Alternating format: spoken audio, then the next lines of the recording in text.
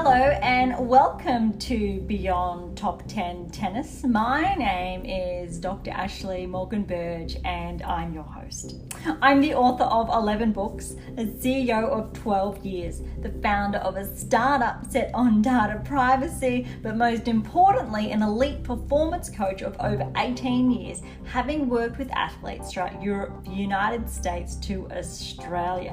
And most excitingly, I am the world's leading scientist on coach and athlete performance, specifically behind how to develop a top 10 tennis ranking. My work includes everything from mitigating injuries to conditioning behaviors that set a player up long term for the long game towards that top 10 tennis ranking. I'm behind theories from the optimal performance theory, optimal behavior for optimal performance, the barrier breaker, the rule of transference to the golden rule. As has become custom, each episode we dive into one of my books to share additional insights and dig a little bit deeper. We've been focusing on the secrets to optimal performance success, a comprehensive discussion on developing elite coaches and players with over 40 episodes to date. Today's topic plays its own role, like so many other episodes, in developing the player, parent to coach for that road ahead towards a top 10 tennis ranking. So as always, buckle in and enjoy the ride.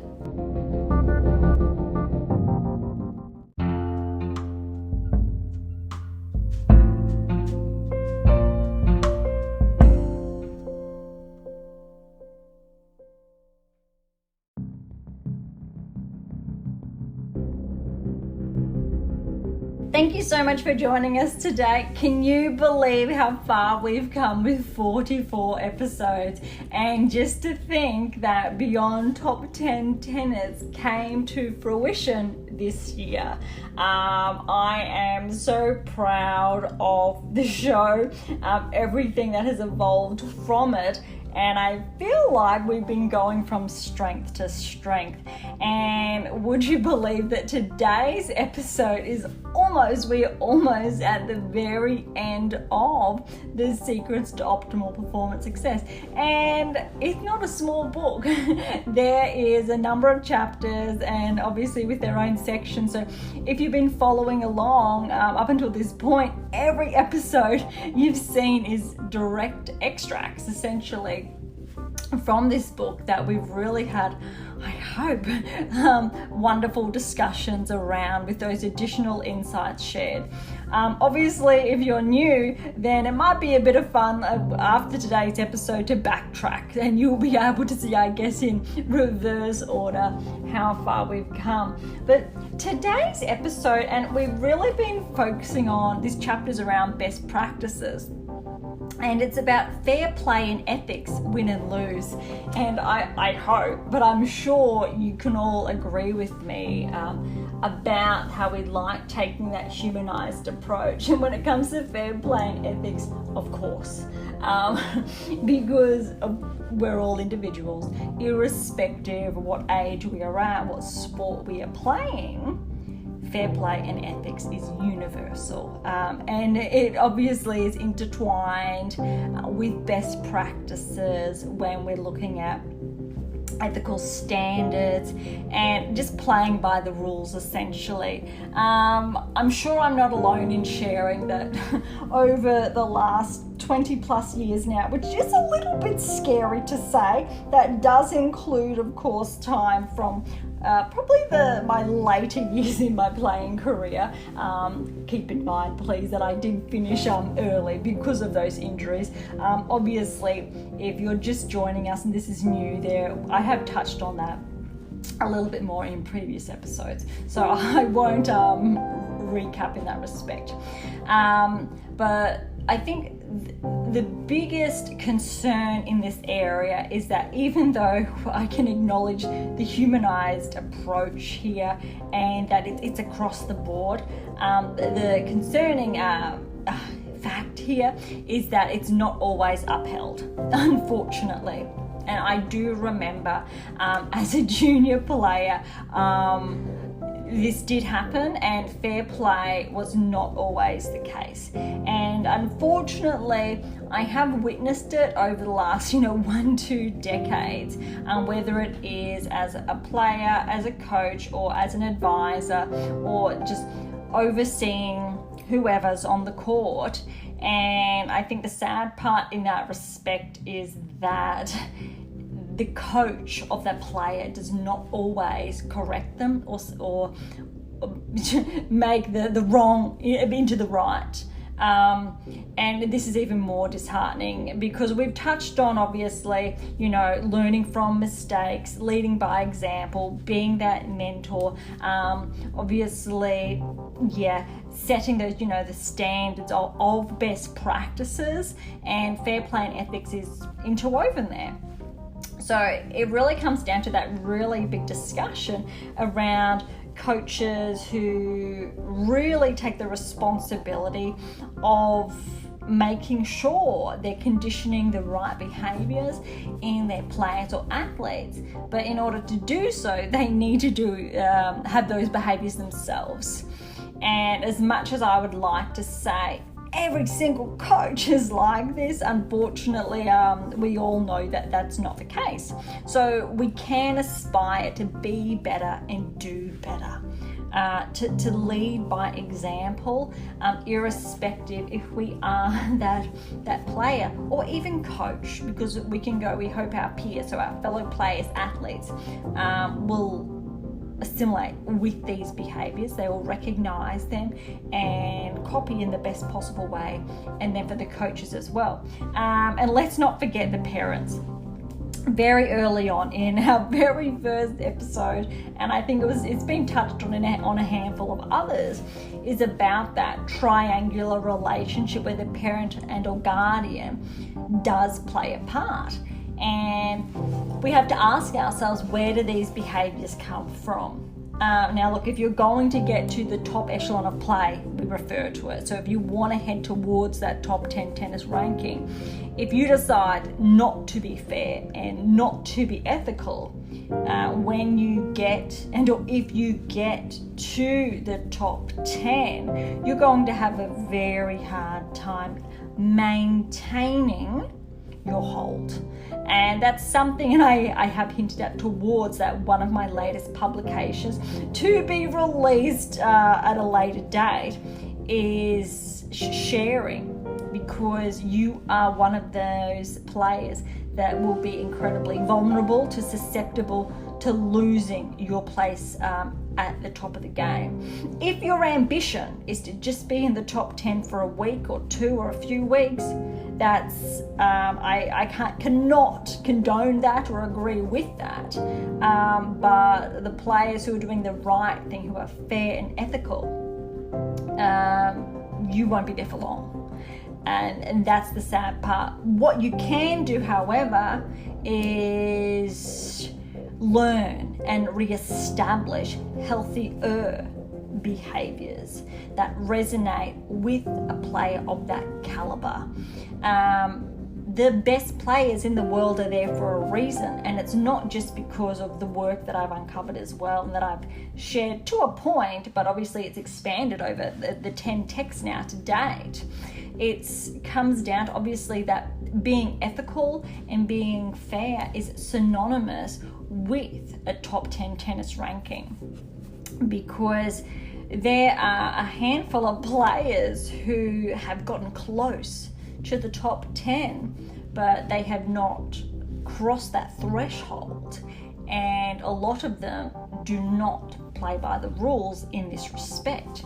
And there's a lot of data from that humanized perspective. So let's talk about that qualitative side that can insinuate that this is why, that these behaviors are not conducive with this performance.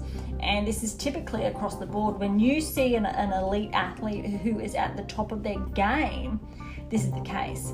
Now, when we're really looking at the top 10, this is a really cool discussion, because it's something I'm actually writing about as we speak. And we look at tennis specifically, of the 10 best in the world. So we go women and men. So let's cap that at 20. So 20 overall. And if you look at an NBA team, ask yourself how many players are on that NBA team, on that roster.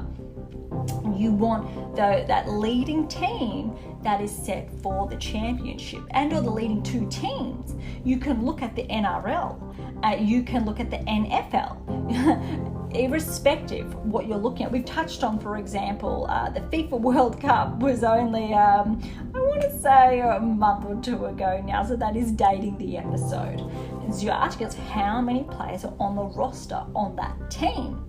And essentially the top 10 on the WTA ATP tour, that their level is that high that collectively they are championship status of the best in the world, which is obviously correlated irrespective of what sport you are in. You're at the pinnacle of play.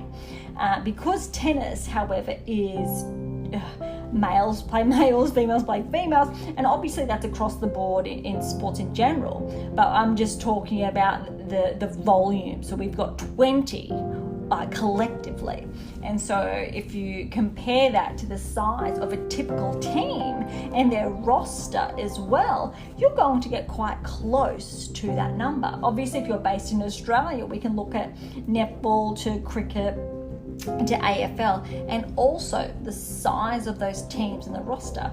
A lot of them will fall under 10, for example, but you do have the roster and you do have the reserves. And it's a really interesting discussion to have, because at the end of the day, this top 10 collectively, they're the best in the world. And we're not just talking about, the number ones in this case, because when we're looking at team sports, then in general, the team is so much bigger than one. It's not just one, it's multiple players, whether it's that 10 towards that 20. So I think it's a very cool conversation to be had, because we know that the top 10 tennis ranking is also assimilated with those peak performances at the Olympic level. So you can talk about the Commonwealth, so the Commonwealth Games, to varying, I think, sporting events in their respective, championships, whether that's annually, every 2 years, every 4 years, whichever that may be. Reaching that absolute pinnacle of play for that tennis player actually happens, or they have the chance of that 4 times a year, so to speak. And the rewards are essentially exponential when we're really looking at tying it all together. I can guarantee you that the players at this Galloper, fair play and ethics are front and center, because you really need to remind yourself that when you become a professional athlete and you're trying to obviously make a living from your sport, you want to secure those sponsorships, and more often than not, those sponsors want that good image. And although that it can be incredibly subjective, so I do acknowledge the bias in this respect, I guess there are typical standards across the landscape or the sporting spectrum in this respect that obviously adheres to, let's say, a code of conduct if it's upheld, which resonates with that fair play and ethics. And you're representing then that sponsor, and that sponsor is obviously you're endorsing them, but it's mutual. But if you are looking at obviously securing those type of partnerships, that's a fundamental aspect. It goes so much deeper than that, but I'm sure that there are many players, athletes out there that really want to put their hand up for those sponsorships. And also though, more, I think, specifically for the developmental athlete. So you're, let's say, 8, 9, 10 years of age, at 16, 17, so you are in that first 10 years of play. So that first decade of play that we touch on in I'm Your Tennis Coach and Guru, and essentially it's the long game. But it's the first 10 years, because if you're new to this, there's a second 10 years, so it's the 20 years of play. But specifically what I'm talking about, that if you're in that first 10 years, you're in your prime to secure not necessarily a sponsorship, but a scholarship. And I've touched on in our most recent episodes the benefit in this respect of the NCAA in the United States. And again, just a quick recap that that is something I was a part of and secured that scholarship way back when. But they're still available, and we have more players, thankfully, who are coming on tour now who have experienced that, which means they would have secured a scholarship for whether it's their playing or partially academic. There are different variations, but we're really looking at the level of play, and not only are you continuously competing, but you also have the opportunity to turn pro. So make your way on the WTA and or the ATP tour after your collegiate career. And it might sound like a foreign concept to Australians, and that's where we're based, in Australia. But specifically, it's because our university or tertiary system is not set up like the NCAA. And if we ever were to do that, it would take a very long time to establish that, because I know that if I was in the NCAA going on 15, 16 years ago now, the enormity of what it was back then, it does not happen overnight. So it's a very rewarding system and pathway, and I think in the best way it's global in a sense, because it affords scholarships to athletes irrespective where they're based, essentially around the world. But if you train hard enough through that first 10 years of play, you have a once-in-a-lifetime opportunity to secure a scholarship. You may or may not need that scholarship, so you can pay your way in.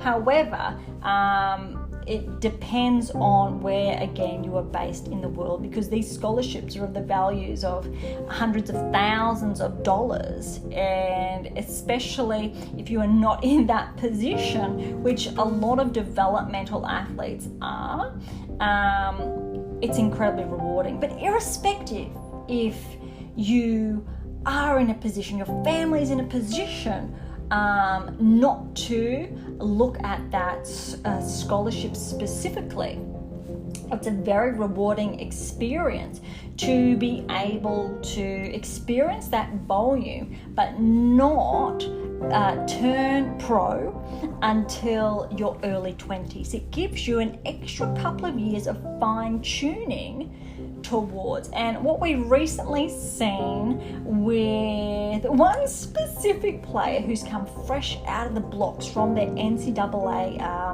or their time in NCAA, which essentially in the collegiate system there, is they've literally peaked in their first 12 to 24 months on the ATP tour. So I'm not going to name drop. I'm sure you know who I'm talking about. If you don't, that's okay. But roughly, I want to say last decade, one popular player that came out of the system was also James Blake. So I will give that name drop. And that was quite prominent because we knew that he was at Harvard. However, after his time, he obviously was very successful on the ATP tour. And it's very good that more noise is being made about this. And I feel very fortunate as an Australian to have been in that position now 15, 16 years ago. And it wasn't new, but for Australians, it actually was at that time very new. And I would still argue at this stage it is, because it's incredibly competitive to get in for an international. A little bit more easy, obviously, if you are based in the States, because you will be more familiar with that system and obviously those pathways.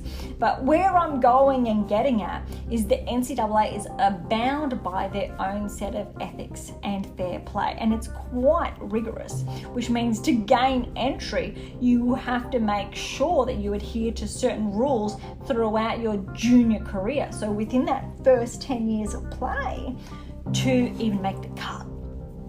And you're able to learn some really good skills. And I think one of the best skills that I personally learned through my time in the States was teamwork. And I say that in the best possible way, because in the Australian system, teamwork does not exist. Specifically when we're looking at tennis, or back then it does not. What I do with my players and athletes now and the programs that I have developed are incredibly different, and what are accessible on AMA International is incredibly different. But what I experienced through my playing years and days, and what I've seen other coaches even now implement, does not correlate in any way, shape or form with teamwork, unfortunately.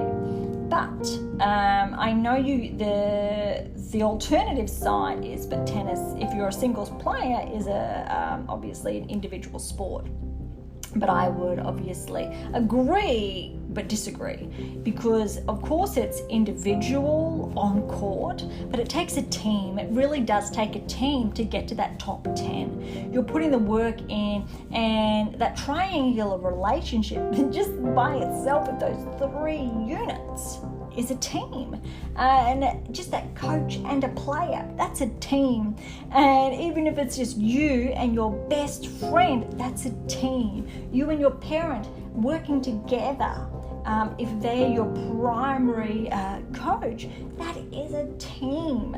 And it really gets you to change your thinking, to your thought process about that, because it's not just you. If you're based at a club or academy, having that type of engagement with your fellow players, athletes, and having a sense of unity is incredibly different from the perspective of I'm competing against everyone here. I need to beat everyone here.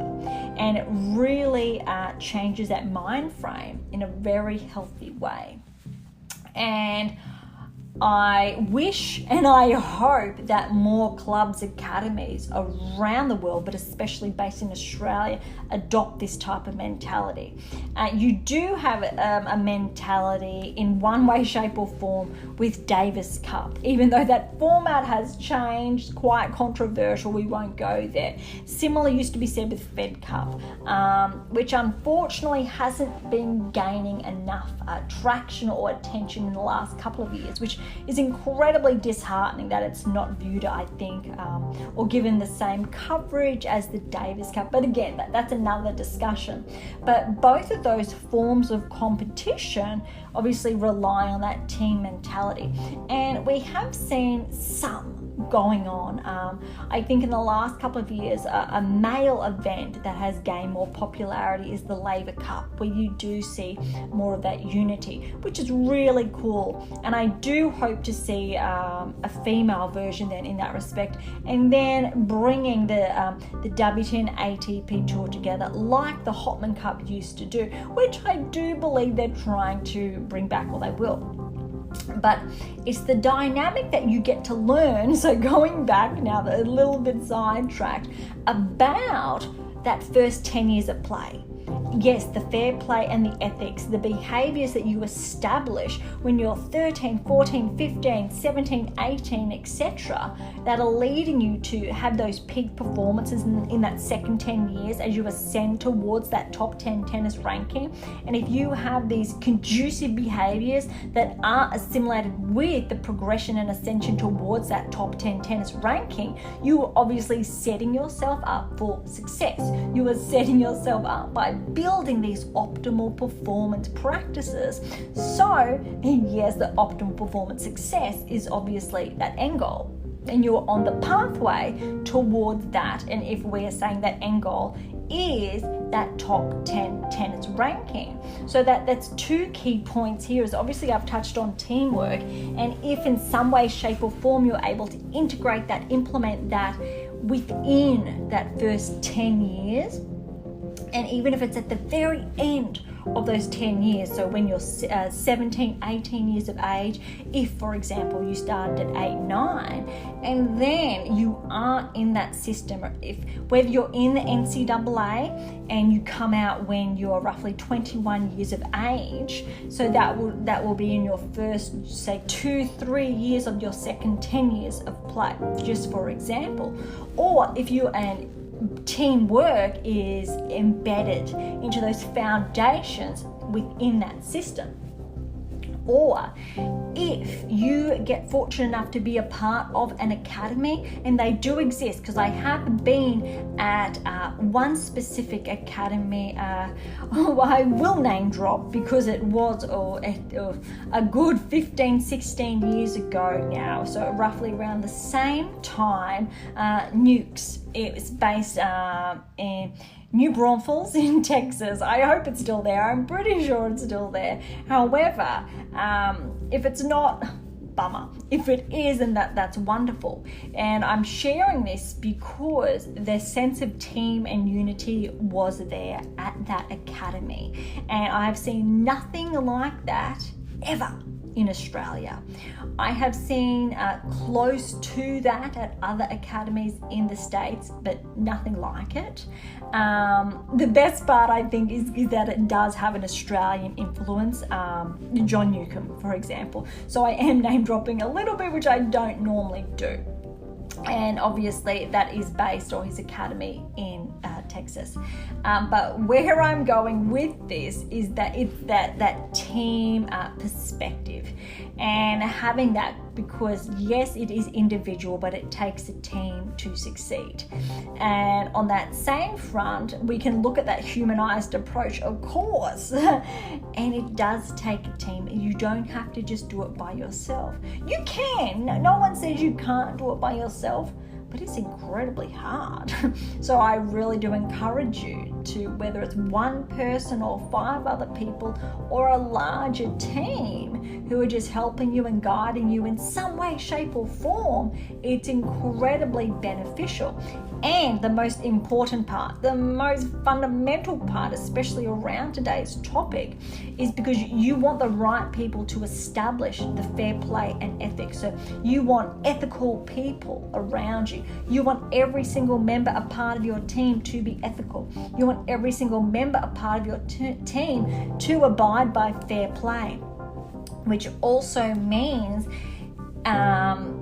if you are at an academy and or club that is encouraging that team work, that team unity, you really want to make sure, for the coaches and parents out there especially, that ethics is front and center and fair play is front and center, and that if one player or athlete does not abide by those bounds, that they're called out to ensure these behaviors are established early on. And this is how we get to mark out or stomp out, so to speak, not literally, these poorer behaviors. So not fair play or not non-ethical behaviors, which is really important, I think, to uphold not only the values of sport in and of itself, which is not just tennis, it's all sports across the sporting spectrum, but also I think the values that athletes are bound by, and that role model status, because a lot of kids do watch sport before they participate in sport, or they participate in sport and they end up watching sport. And most athletes who do turn professional, and even if they don't turn professional, continue to watch sport, whether it's just the single sport, so if they're in tennis, they just watch tennis, or it's multifaceted, they watch all the sports that the Olympics has to offer. But where I'm going in this respect is that if you're on TV or any other platform, for example, where people are watching you can be viewed as that role model. You are leading by example, and fair play and ethics are fundamental. Obviously, if you have aspirations to participate at the Olympics, fair play and ethics, you are bound by them. And it's setting up these behaviors early on opposed to later on, because if it is later, within that, say, second 10 years of play, it's a lot more challenging for that player to establish those bounds or boundaries, and there is a slight susceptibility and probability to fall back into the poorer behaviors that obviously were around in those initial 10 years of play. So there's absolutely nothing wrong to re-establish these behaviors at that time. I would encourage every single player, if they're in that second year, to go ahead and do so. The discussion really is around that we want to encourage it early on to ensure every single player, child, athlete has access to fair play and ethical standards, because there obviously are stories of really fair and ethical children playing. So obviously very early on in their career, so they're learning to play, they're playing their initial few tournaments, events, but they get really disheartened because unfortunately they end up playing against someone who is not fair and they are not ethical, which really spoils the sport and ruins it for them, opposed to giving them a really positive and welcoming experience into the sporting world and what it has to offer. And that is whether you continue playing and become professional, or if you play the sport for life. And we know tennis is obviously one of those sports that people play for a significantly long time, if not up until their 80s plus. It's incredibly accessible. But back to obviously our core topic, fair play and ethics. I really think I've set the scene in this respect. So before I share too much more, let's share a few insights from this chapter. All right. By nature, sport is competitive. No athlete walks onto the court or the playing field with the intention of losing. This is a little bit ironic / funny because some might, but that is with obviously the poor attitude, not with fair play in mind. And there are different words and or connotations for this. But we all know that if you are abiding by the rules, and especially the elite level of play, that tanking is one of them, it is not obviously within the code of conduct and ethical bounds. So that is a big caution there, that we want to make sure we are not forcing players and or children, irrespective of what level you are at. And yes, if you are new, I'm referencing children. If you are obviously, let's say 16 and under, obviously if you're over, it tends to change. Teenagers, irrespective, that's just from where I'm sharing now. I do acknowledge you are all players and athletes in your own right, though it's so incredibly important to share that no one wants to lose when they walk on court. However, there is that, I think, vulnerability there to be pressured and then not perform. So please make sure when you step on court it is to perform and hopefully enjoy yourself too. And if that is not your plan or objective, I think let the next person have a go. You walk or run into battle with the intention of coming out on top when walking out on court. And really, as far-fetched as it may sound to some, sport can be likened to a battle within reason, as its competitive nature spurs players and athletes alike to perform at their best, or at least try to deliver all they have, knowing post-game they did everything they could to win, whether the outcome be in their favour or not. And I think that's really what you want, to leave everything on the court, field, whichever sport you're in, but I'll focus on tennis specifically, because if you're able to give 100% effort, this is how we progress. If you walk out on court and give 50%, I can't help you. If your end goal is to progress towards a top 10 tennis ranking, and you are in you're coming towards the end of your first decade of play, so you are primed to reach that next peak performance towards or within that second decade of play. So you could be 19, on the cusp of heading towards top 300 in the world. We can get you to ascend towards the top 10 within that 4 to 5 years if you maintain course with our key metrics. However, 100% is what is, I think, we're after, but it's really what you're after. Because if you're able to give everything and leave everything out there and feel comfortable with that and really proud of yourself, that's where it starts, and where we can put the work in to work towards that next peak performance. And maybe it is that next one that gets you over the line, or maybe it's 4 or 5 more peak performance cycles before you get over the line. You get that win, and then you continue that peak performance cycle and those patterns of play. And that is how you obviously ascend with your ranking towards the top 100, top 50, top 30, eventually top 15, and you're on the threshold of breaking into the top 10. And that's where it gets really exciting. So the work's been done, where we know that we've got all the data there, but when we're really looking or bringing it down to fair play ethics, win or lose, and if you can leave that out on the court, and recent episodes we've touched on the peak performance cycles and around the importance of periodization and planning, and obviously being familiar with the 7 keys. And I know I really run this home in most episodes, and this is the first time today that we're really tapping into it, but I really hope by now the second key is a second knowledge.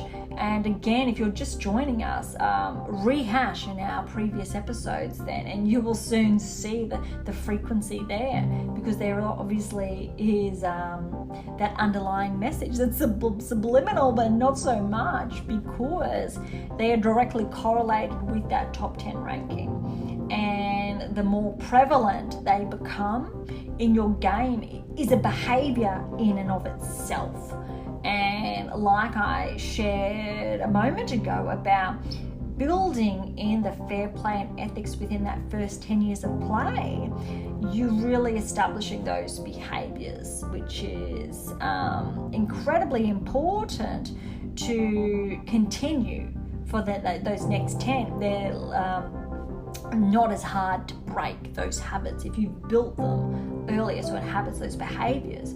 However, if you already have those habits / behaviors that are not conducive with that top 10 tennis ranking, they're a little bit harder to develop and evolve later on, if you're obviously not on track with that pathway. However, the best news is that most players who are on track to progress towards a top 10 tennis ranking, they are privy to some of the keys. Not all, but some. And the closer they get, the more of the keys they become available and evident throughout their game, which is exceptional. So even if you are 80 in the world and you think it's too far away, that's not the case, because we now have 2 only former world number ones within the last month. So within the last couple of weeks, both the WTA and ATP number ones did change hand. However, both of those players, and I won't name drop because I have in previous episodes, were around that ranking range and ascended towards number 1 in the world and won their maiden Grand Slam championship. And our work predicted that was going to happen. We knew if they stayed on track. That is how exciting the work is, and I really do get passionate and excited about it, because from my background and everything that happened to me early on in my career, all the ailments, my promise and want for you is that if you aspire to get to the top 10, the work's been done. You can get there. And I will never say no to a player that's obviously progressing along the pathway.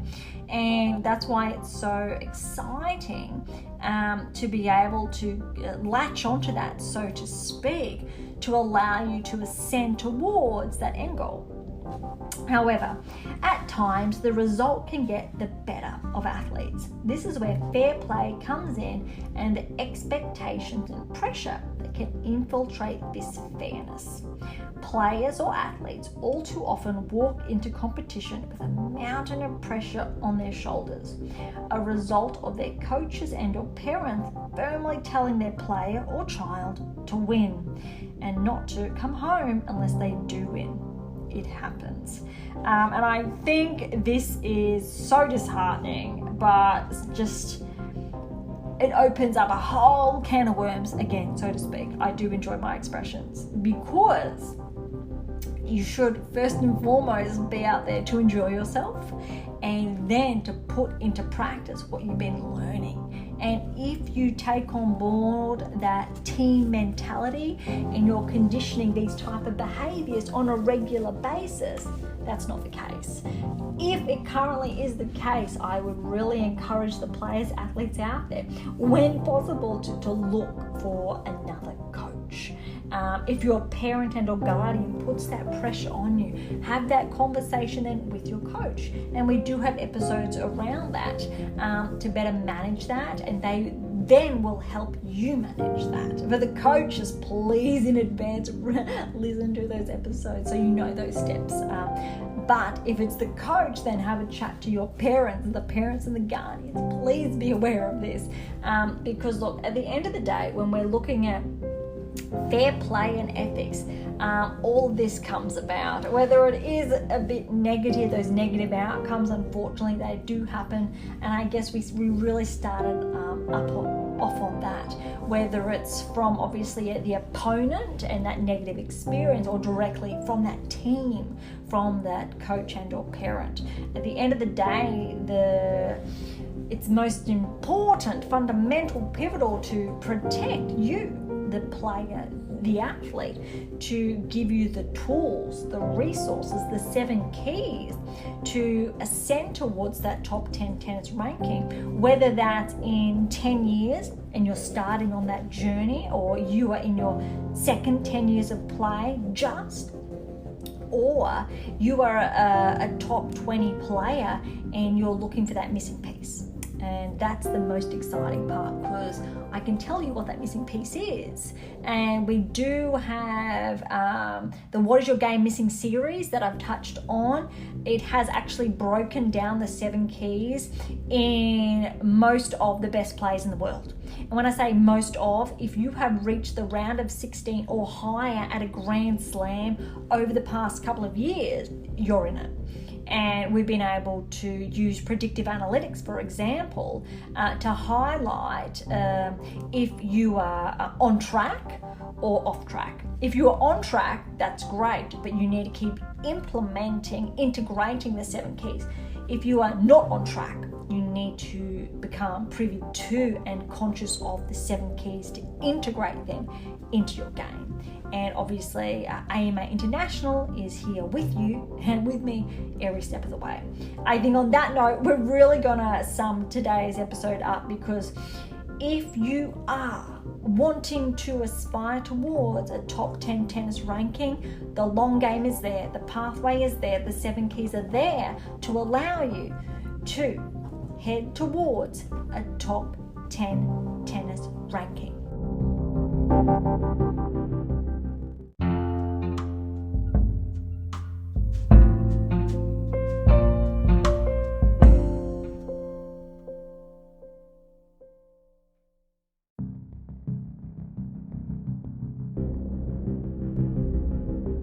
Thank you so much for listening to us today. That was a lot, from fair play, ethics.